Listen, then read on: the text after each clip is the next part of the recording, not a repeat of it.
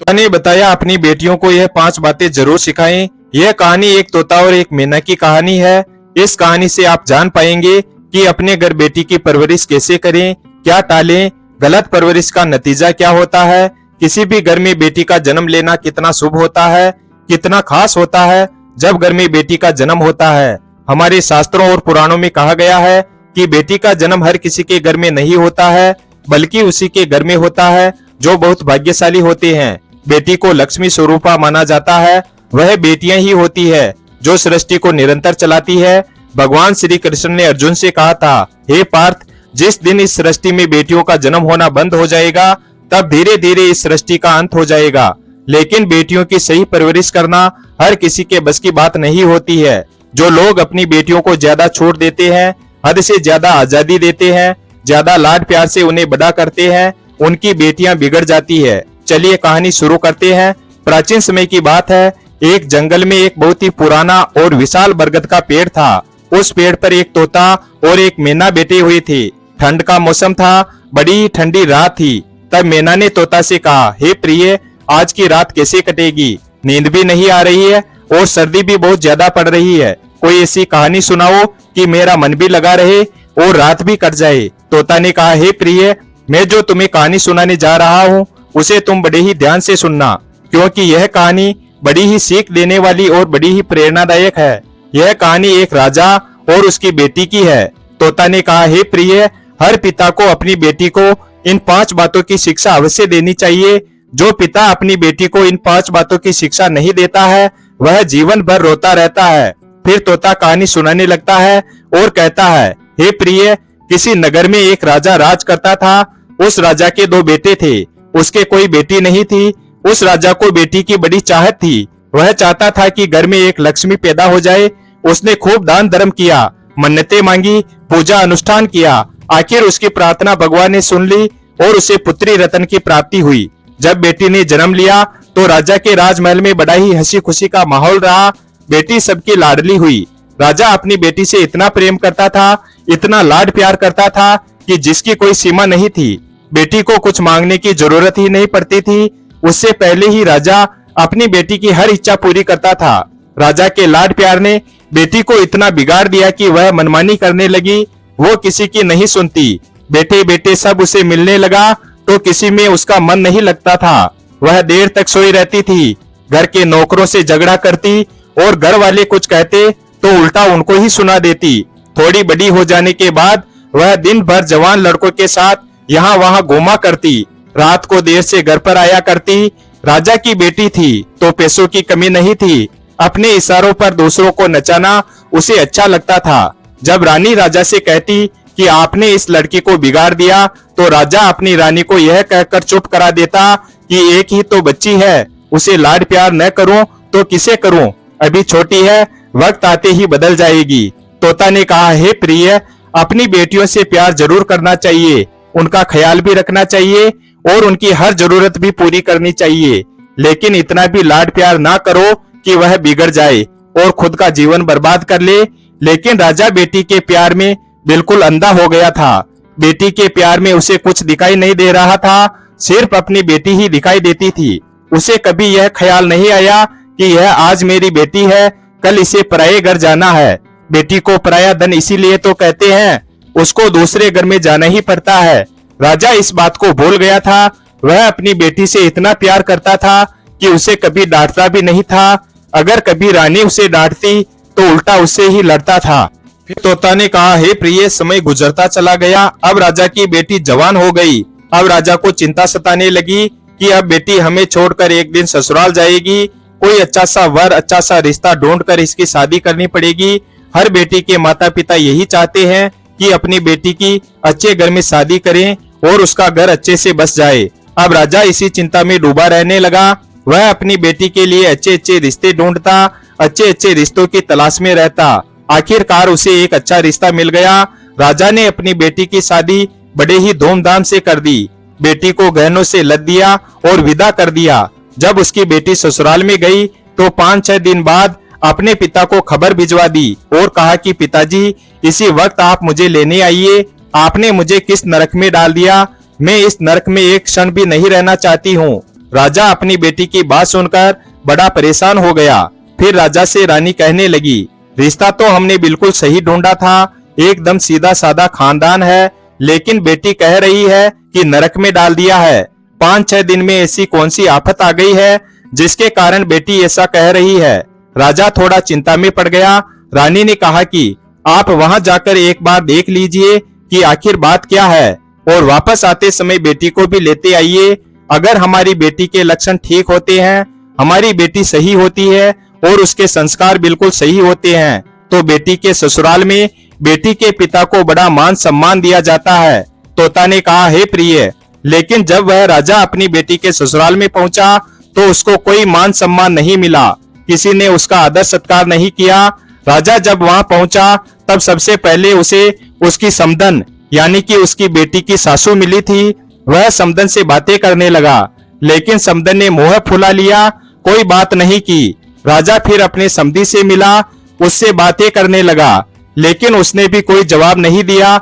मान सम्मान तो छोड़ो, कोई उसे ठीक से बात करने को भी तैयार नहीं हुआ। आखिरकार राजा अपने दामाद से मिलने अंदर पहुंचा तो दामाद ने कहा कि अपनी बेटी को ले जाओ, हमें इसकी जरूरत नहीं है। आपने ऐसी बिगड़ी हुई औलाद पैदा की है जो इसने हमारे घर को नरक बना दिया। इसे तुरंत इसी क्षण यहाँ से ले जाओ, और जो आपने दहेज वगैरह दिया है वह भी वापस ले जाओ, हमें उसकी जरूरत नहीं है। राजा दामाद की बात सुनकर बड़ा दुखी हुआ। वह अपनी बेटी के कमरे में गया और उसने अपनी बेटी से पूछा कि बेटी क्या बात हो गई। राजा की बेटी ने कहा कि पिताजी, मुझे इस नरक में नहीं रहना है। अगर आप मुझे जिंदा देखना चाहते हो तो इस नरक से मुझे बाहर निकालो, अभी इसी क्षण यहाँ से ले चलो। बेटी की बात सुनने के बाद राजा उसे साथ लेकर निकल पड़ा। निकलते समय भी बेटी के ससुराल वाले बात करने के लिए नहीं आए। राजा बेटी को लेकर अपने घर रवाना हुआ। रास्ते में उसने बेटी से पूछा कि बेटी, एक बात बताओ, तुम्हारी सासू माँ कैसी है, तुम्हारे साथ उसने कैसा बर्ताव किया। बेटी ने कहा, पिताजी, मेरी सासू का मेरे सामने नाम मत लो, उसने मेरा जीना हराम कर दिया था, वह हर वक्त मुझे परेशान करती रहती थी। राजा ने कहा, बेटी, अपने ससुर के बारे में बताओ, तुम्हारे ससुर कैसे हैं। बेटी कहने लगी, पिताजी क्या बताऊं, वे बड़े ही दुष्ट हैं, राक्षस की तरह व्यवहार करते हैं। फिर राजा ने कहा कि ठीक है बेटी, उन्हें छोड़ो, यह बताओ तुम्हारे जेठ और जेठानी कैसे हैं। तो बेटी कहने लगी कि जेठ और जेठानी दोनों एक नंबर के हरामी हैं, वे दोनों रोजाना मुझे तंग करते रहते थे। बेटी की यह सारी बातें सुनने के बाद राजा ने पूछा, बेटी तुम्हारी ननद कैसी है, वह तो ठीक होगी, उसके साथ तो तुम्हारी बनती होगी। बेटी ने कहा, ननद तो बिल्कुल चुड़ैल है, निकम्मी है, बैठकर खाने वाली है। राजा ने फिर पूछा, यह बताओ कि तुम्हारे पति कैसे हैं। हमारे दामाद तो बिल्कुल ही सीधे साधे हैं, वह तो तुमसे बहुत प्रेम करते होंगे। राजा की बेटी ने कहा कि वे भी बड़े दुष्ट स्वभाव के हैं, उन्होंने कभी मुझे खुशी से रहने नहीं दिया, वे हर बात पर मुझसे झगड़ा करते थे और मेरी कोई बात नहीं मानते थे। राजा ने फिर अंत में पूछा कि बेटी यह बताओ कि तुम्हारे अड़ोस पड़ोस के लोग कैसे हैं, उनमें से किसी से तुम्हारी दोस्ती हुई। बेटी ने जवाब दिया कि पिताजी, मोहल्ले वाले सभी निठल्ले और बदमाश है, पीठ पीछे मेरी बुराई करते रहते थे। राजा अब सोचने लगा कि मैंने बड़ा सोच समझकर रिश्ता ढूंढा था, अब एक इंसान खराब हो सकता है, दो खराब हो सकते हैं, हो सकता है बेटी के ससुराल वाले खराब हो सकते हैं, लेकिन अड़ोस पड़ोस के लोगों को क्या लेना देना, वह क्यों इसके बारे में बुरी बातें करने लगेंगे। सब गलत कैसे हो सकते हैं, शायद दोष मेरी बेटी का ही है, दोष वहां के लोगों में नहीं। राजा को अब बात समझ में आ गई कि यह सारा नतीजा उसके लाड प्यार का है। रानी रोकती रही, लेकिन मैं ही बेटी के प्यार में अंधा हो गया था। अगर मैं इसे इतना लाड प्यार नहीं करता और अच्छे संस्कार देता तो आज यह नौबत नहीं आती। राजा चुपचाप बेटी को लेकर अपने घर आ गया। जैसे ही राजा की बेटी ने मायके में कदम रखा तो उसकी भाभियों ने मुंह फुला लिया। अब राजा की बेटी सोचने लगी कि भाभियों को क्या हुआ, यह क्यों मुंह फुला के बैठी हुई है, यह तो बड़े प्यार से बातें किया करती थी, अब क्या हुआ जो यह बदल गई, मुझे देखकर मुंह फुला रही है। उसने जाकर भाभी से पूछा कि ऐसी क्या बात है, तुमने मुझे देखकर मुंह क्यों फुला लिया। भाभी कहने लगी, अब क्या तुम्हारी आरती उतारूं, तुम्हें अच्छे से शादी करके विदा कर दिया था, लेकिन तुम फिर से हमारी छाती पर मूंग दलने के लिए आ गई हो। आज के बाद तुम मुझसे बात मत करना। भाभी तो उससे नाराज हुई, लेकिन घर के बाकी सदस्य भी उससे बात नहीं करते, केवल राजा यानी उसके पिता ही उससे बात करते। अब वह धीरे धीरे बड़ी दुखी होने लगी। धीरे धीरे उसकी आंखें खुलने लगी। समय निकलता गया, उसके साथ वैसा ही व्यवहार होता रहा।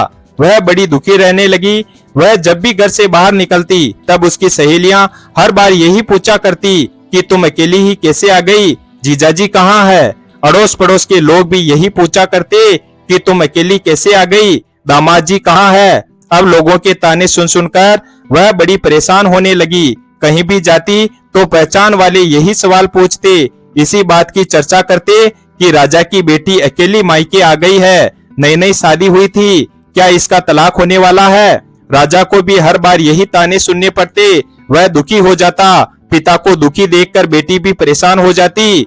फिर धीरे धीरे उसके समझ में आया कि सारी गलती की जड़ तो मैं खुद हूँ। मेरी ही गलती के कारण आज मेरे पिता का सिर नीचे झुक गया। वह दुखी रहने लगी। फिर भी वह अपने ससुराल जाने के लिए तैयार नहीं थी। वह यही कहती थी कि पिताजी, अच्छा होता कि मैं कुंवारी रह जाती, मेरी शादी भी नहीं होती तो बहुत अच्छा होता। फिर एक दिन राजा अपनी बेटी के कमरे में गया। उसने देखा बेटी बड़ी चिंता में है। वह बेटी के पास गया और पूछा, बेटी क्या बात है, आज बड़ी परेशान दिखाई दे रही हो। बेटी ने कहा, पिताजी हाँ, मैं बड़ी दुखी हूँ। आप मेरी शादी नहीं करते तो मैं यही सुख से रह लेती, लेकिन मेरी शादी करके आपने मुझे दुखों के कुएं में धकेल दिया।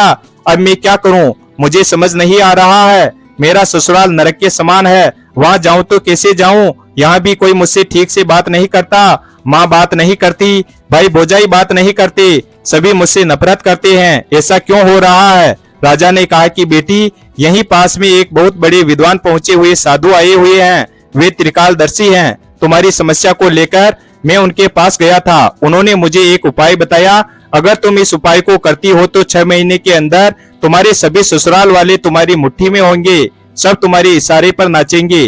पिता की बात सुनकर बेटी बड़ी खुश हो गई और पूछने लगी, पिताजी जल्दी से मुझे वह उपाय बताइए, मैं उसे जरूर करूंगी। राजा ने बेटी को उपाय बताया कि 6 महीने तक एक मंत्र का जाप करना है और साधना करनी है। फिर जैसा तुम कहोगी वैसा ही वे लोग करेंगे। तुम घर की रानी बन जाओगी। बेटी बड़ी खुश हुई और कहने लगी, पिताजी यह तंत्र मंत्र वाला काम मुझसे नहीं होगा, कोई सरल साधारण रास्ता मुझे बताइए। राजा ने कहा, ठीक है बेटी, अगर तुम मंत्र का जाप नहीं करना चाहती हो तो तुम्हारे लिए मंत्र का जाप मैं करूंगा, तुम सिर्फ साधना कर लेना। बेटी ने पूछा, साधना कैसे करनी है। राजा कहने लगा, तुम्हें 6 महीने तक बिल्कुल मितभाषी रहना होगा, बिल्कुल कम न के बराबर बात करनी होगी, कम से कम बोलना होगा। तुमसे कोई कुछ कहे तो बिल्कुल जवाब नहीं देना, हर एक की बात को सुनना और हर बड़े व्यक्ति के पैरों को छूना है, यही साधना है। बेटी पूछने लगी कि पिताजी 6 महीने ही करना होगा ना, इससे ज्यादा मैं नहीं कर पाऊंगी। राजा ने कहा, बस 6 महीने ही तुमको यह करना है। बेटी तैयार हो गई। राजा उसे लेकर उसके ससुराल चला गया। जैसे ही बेटी ने ससुराल में कदम रखा वैसे ही सामने उसकी सास खड़ी हुई थी। उसने खूब भला बुरा कहा और कहा कि आप पहले आए थे तभी हमने बता दिया था कि तुम्हारी बेटी के लिए यहाँ जगह नहीं है, हमें इसकी जरूरत नहीं है, इसे वापस ले जाओ। ऐसी बिगड़ी हुई औलाद आपने पैदा की है, इसकी हमें जरूरत नहीं है। सास ने न कोई सम्मान दिया और न प्रेम से बात की। अपनी सास की ऐसी हरकतों को देखकर बेटी को भारी गुस्सा आया, लेकिन राजा ने बेटी को इशारों में ही समझाया कि बेटी तुम्हें साधना करनी है, उसके नियमों का ध्यान रखो। 6 महीने तक तुम्हें मितभाषी रहना है, झगड़ा नहीं करना है, जो कोई भी कुछ कहे सबकी आज्ञा का पालन करना है। तुम अपने कमरे में जाओ। कहते हैं ना, बेटी के पिता को हमेशा ही सिर झुकाकर रहना पड़ता है। तो उसने समदन की सब बातें सिर झुकाकर सुन ली और समदन से कहा, बहन जी गलती हर इंसान से होती है, इससे भी गलती हुई है, इसको एक मौका जरूर दीजिए। अब यह सुधर गई है, अब पूरी तरह से बदल चुकी है। किसी तरह से विनती करके उन्होंने समदन को मनाया। समदन ने कहा, ठीक है, मैं 6 महीने तक इसके बर्ताव को देखूंगी, पहले की तरह व्यवहार रहा तो वापस भेज दूंगी, फिर जिंदगी में दोबारा कभी शक्ल मत दिखाना। तब राजा ने उसकी बात को स्वीकार कर लिया और कहा कि ठीक है, आप 6 महीने तक इसे अपने घर पर रखिए और इसका बर्ताव देखिए। यह बिल्कुल शांत स्वभाव की हो गई है, बिल्कुल सुधर गई है। राजा अपनी बेटी को उसके ससुराल में छोड़कर वापस चला गया।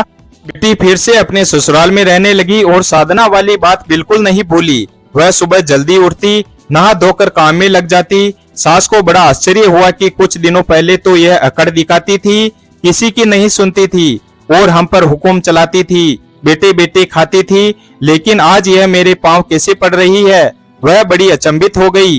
राजा की बेटी सास के पांव छूकर कहती है, माँ जी मुझे आशीर्वाद दीजिए, आपका आशीर्वाद मेरे लिए बहुत महत्वपूर्ण है। अगर आप मुझे आशीर्वाद दोगी तो मेरी साधना सफल हो जाएगी। सास ने उसे आशीर्वाद दिया कि बेटी तुम खुश रहो, तुम्हारी जो भी साधना है सफल हो। इस तरह से वह अपने घर में रहने लगी। फिर एक दिन वह अपने ससुर के लिए भोजन का थाल लेकर जा रही थी।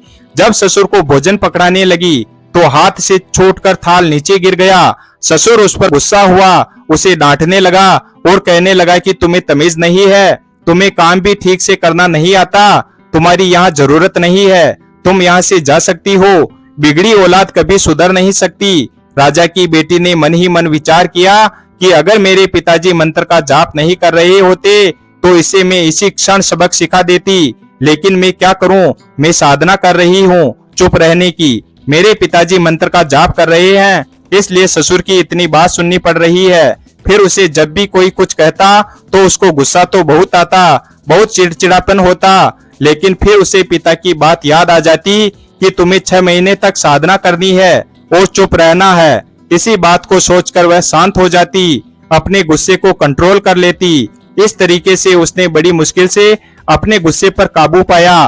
फिर धीरे धीरे ससुराल वालों ने स्वीकार किया कि यह सचमुच बदल गई है। उसका घर बसने लगा, ससुराल वालों से प्रेम मिलने लगा। 6 महीने बाद वह गर्भवती हो गई, फिर वह मां बन गई। वह उसकी गृहस्थी बढ़िया आराम से चलने लगी। इसीलिए कहते हैं कि बेटी को हद से ज्यादा लाड प्यार करना और उसको सिर पर चढ़ाना बड़ा ही खतरनाक साबित होता है। बेटियों से प्रेम करना ही चाहिए, उनकी हर चीज का ख्याल रखना चाहिए, लेकिन इतना भी सिर पर नहीं चढ़ाना चाहिए कि किसी दिन वह उसे भारी पड़ जाए और परेशानियां आप तक पहुंचे, उसका जीवन बर्बाद हो जाए और आप भी सुख से ना जी पाएंगे। तोता फिर अंत में 5 ऐसी बातें बताता है, उन्हें ध्यान से सुनो। पहली बात, लाड करे तो बेटा बिगड़े भेद दिए तो नारी। दूसरी बात, रौब दिखाए नौकर बिगड़े मेल बिना सरदारी। तीसरी बात, धोखा देने से दोस्ती बिगड़े यारी में हो खारी। चौथी बात, रोए मान घटे बंदे का दुख चिंता में काया। 5वीं बात, दौलत दिखाए बेटा बिगड़े लाड करे से बेटी। तोता ने यह 5 बातें बताकर अपनी कहानी को समाप्त किया। इन 5 बातों को हर मनुष्य को अपने जीवन में उतार लेनी चाहिए। वीडियो अगर पसंद आया हो तो वीडियो को लाइक और हमारे चैनल शिव भक्त को सब्सक्राइब करें और अपने दोस्तों के साथ शेयर करें। धन्यवाद। और कमेंट करके बताएं यह वीडियो आपको कैसा लगा और